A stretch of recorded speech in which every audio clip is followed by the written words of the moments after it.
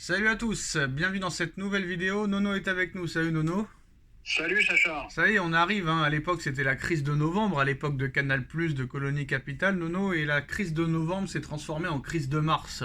Depuis 2017 maintenant, et l'arrivée de Emery, après Tourelle, après Pochettino, après Galtier, maintenant c'est Enrique, et il y a la crise de mars, Nono, la crise de mars qui commence un petit peu avec février, et là, bah, ça commence un petit peu en janvier déjà.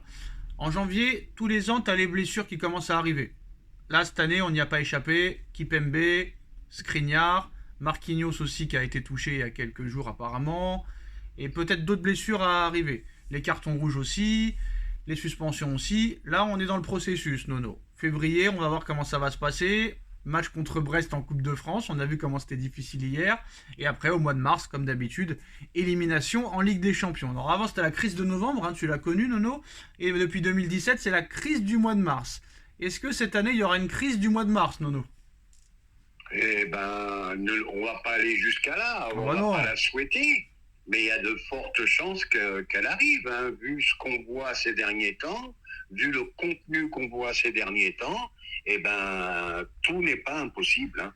Tout n'est pas impossible. La crise de mars, Nono. La crise de mars qui va te faire manger des mars si ça continue. Hein. Mais des vrais mars, là, cette Ah fois. ben là, s'il y a une crise en mars, je mangerai des mars, ça je te rassure. S'il y a la crise en mars, je mangerai des mars et j'irai sur Mars. C'est ça, Nono?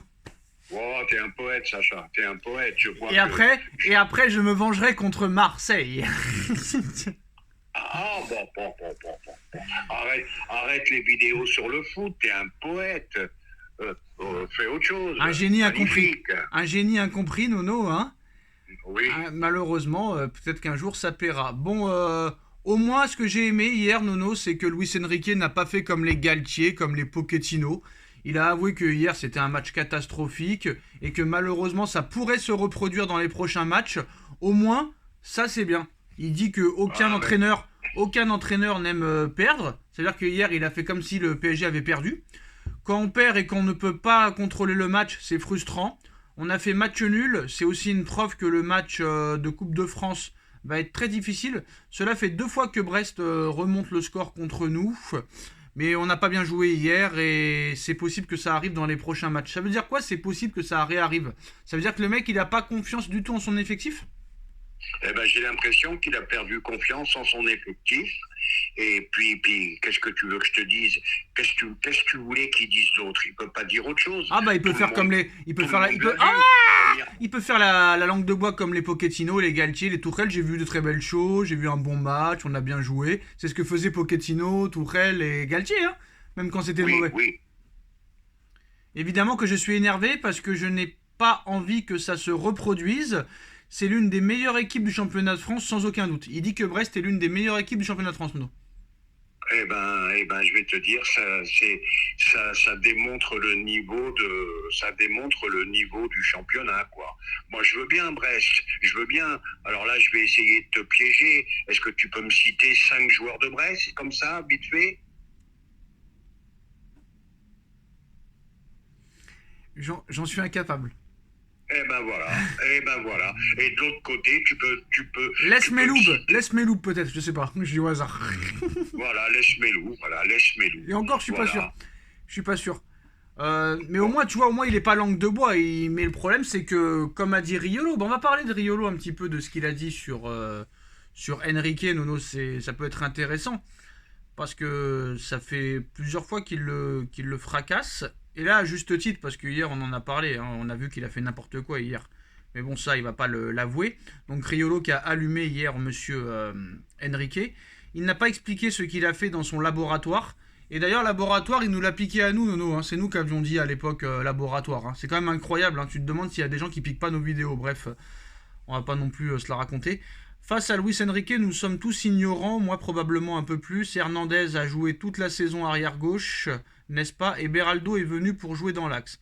Mais ce soir, dans une composition en 4-2-3-1, assez originale par rapport au standard de Luis Enrique, il met Hernandez dans l'axe et Beraldo à gauche.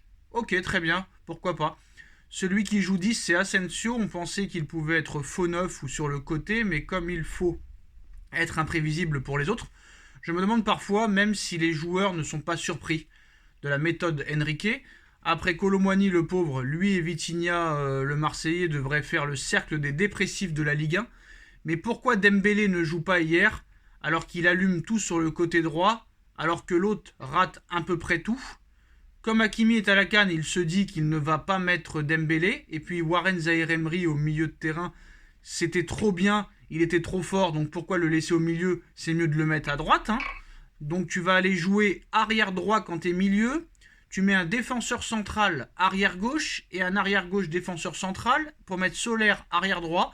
C'était pas si mal, curieusement, mais non. Tu vas rester sur le banc, Warren va jouer là et on va faire autrement. On ne voit plus on ne voit plus ce qui fait la force de Mbappé. Les débordements, il n'y en a plus. Les accélérations, il n'y en a plus. Les frappes, il n'y en a plus. En termes d'implication personnelle, c'est le plus mauvais match de la saison de Mbappé et même de l'équipe. Même quand il faisait son laboratoire, je trouvais qu'il y avait au minimum une vraie implication collective et personnelle des joueurs. Comme tout le monde est convaincu, à part moi, par le positionnement de Mbappé en neuf, on aura peut-être trouvé qu'il est génial ce soir en neuf et que Barcola, qui a fait plutôt un bon match ce soir, lui est supérieur. Je préférais quand même que ce soit Mbappé à gauche et qu'on joue avec un vrai neuf. Il n'y en a pas. 2 joueurs à 80 millions d'euros, ce n'est pas assez pour en acheter un autre. Donc on joue avec Mbappé en neuf.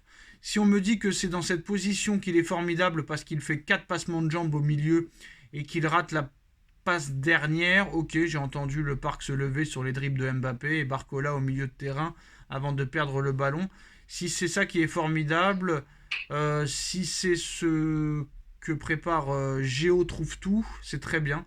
Je n'arriverai jamais à me faire opposition de Mbappé, il raconte tout le temps les mêmes choses. Il ne dit rien parce que ça le fait chier de nous parler.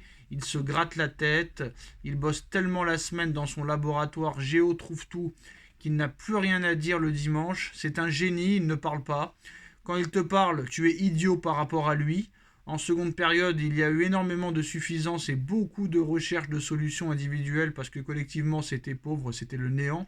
Même en première période, puisque le premier but vient d'un exploit à 2 de Barcola avec la finition d'Asensio, ce sont des accélérations et des ballons de récupération. Je n'ai pas vu le contrôle du match. Même en première période, le message est clair. Eh ben, qu'est-ce que tu veux que je te dise? Rien à rajouter. Hein? Puis c'est tout ce qu'on a dit hier dans le débrief. Rien à rajouter. Rien à rajouter. Par contre, Nono, j'ai l'impression que là, Barcola, il le déteste. Hein. Même quand il fait un bon match, c'est impossible pour lui de. Il a été plutôt bon hier. Il a été plutôt bon. Mais je pense que ça va être comme Verratti, lui. Hein. Barcola, il l'aime pas. Hein.